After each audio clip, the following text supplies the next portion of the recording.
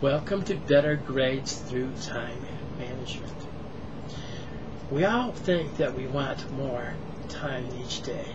We always wish for those 30-hour days to do activities that we need to be done. However, 24 hours is plenty of time to do what we have to do. All we have to do is organize it. Now, to organize our day, we must first understand what is time. Time is an event. Now, what is an event? It's any activity that has a beginning and an end. So, basically, time is anything that we want to do. But we humans divide time into a 24-hour period, and we fill our day with activities. Now, these are some of the activities that we do in a typical day. We spent 168 hours in a week doing these activities. We spent 40 hours working, or 12 hours in school and 18 hours studying, 56 hours sleeping, 21 hours eating and preparing meals, 7 hours showering and preparing our day, 6 hours traveling, 7 hours a week relaxing, and 1 hour goofing off. That's 130 hours in a week. That leaves us 38 hours to do whatever we want. And what most people do with those time is the average person spends 25 hours to 35 hours a week watching TV. That's 227 8-hour days. Now, what can you actually do in 227 days? Well, you can do almost anything. You can get a college degree, you can develop your skills, but let's bring it down to some bite-sized portions. Let's look at this. If we only spent 30 minutes a day reading a book, we will read 52 books in a year. That is the equivalency of a 2-year college education. If we spent 3 years reading a book a week, we would become an expert in our field or vocation. So, how do we use this time? It's very simple. We have lots of activities, but this basic simple technique is to get a sheet of paper, list it from 1 to 10, write everything that you must do on that sheet of paper tomorrow. Then assign a letter next to each activity.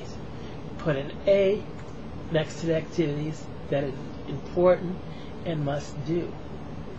Put a B next to activity that's important and you would like to do if you had time. Then put a C next to activities that are not important but that you like to do. Some C activities will be club meetings or just chilling out. Now, also time management can save you up to 2 hours a day if you know how to do it. And the best way to save time and apply it to your activities is to get a college binder and have dividers in it. What you will do is, in the first section of your binder, you will have a monthly calendar. This will tell you the activities and days that you will have for certain activities, like a term paper is due, or you have to go to the library, or your class, or your work schedule. This will tell you a brief overview of what you do in a particular month. This is unmovable, so that's why I have it up here. Next, you have a weekly calendar. A weekly calendar can take this format because a weekly calendar does change and can be more detailed Then the monthly calendar. It can tell you what you have to do in a week and give you a heads up. The second page, or third page, is your daily calendar. It will give you a guidelines of what you have to do, when, and where. So you have everything organized, and you don't have to say, well, I'm bored.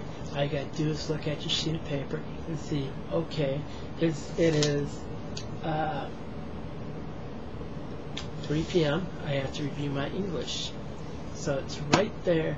You will have a plan, and if you complete all those days' activities, you'll be beneficial.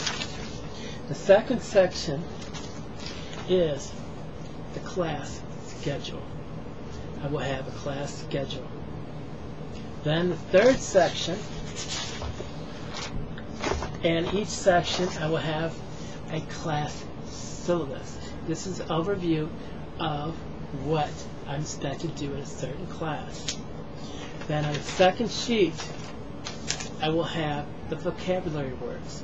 Remember, if you watch my other videos, 25 to 50% of your test will be based on vocabulary words to make sure you understand the concepts. The third section is my textbook notes. And the next section will be my lecture notes. I have these pocket binders here so I can put in supplemental materials given to me by the instructors. If you have everything in your notebook, it will save you approximately 2 hours a day, and you won't be able to forget.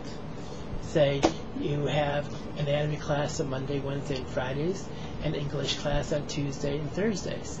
Now, if you show up with your English class with the anatomy book, you know, you're at a disadvantage. So if you have everything in your binder, you can save a lot of time. That is what time management is. It is making the best use of your time. You plan the activities for each day. You plan time to work. You plan time to relax. You prioritize the time in each day using the ABC method, which I explained to you earlier, by prioritizing all the activities according to these 3 letters. Because most of the activity, 80% of the activities that you do, or 20% of the work that you do, will come from 80% of the activities that you have, and so forth. If you finish all that, you can have all these. But if you focus on your C priorities, you won't have much time to focus on this thing and become overwhelmed. But take time to plan your day. Go to bed each night with the idea that you have a schedule for tomorrow, and you list your 10 things that you want to do in accordance with ABC. Time management is important. It can save you a lot of time. Like I said, Americans waste 25 to 35 hours a week watching TV. That is 247 8-hour days. What can you do in that time? I even showed you what a 30 minutes a day in self-improvement or focusing on your personal life can do for you. Take time to plan your day and work your plan. Thank you.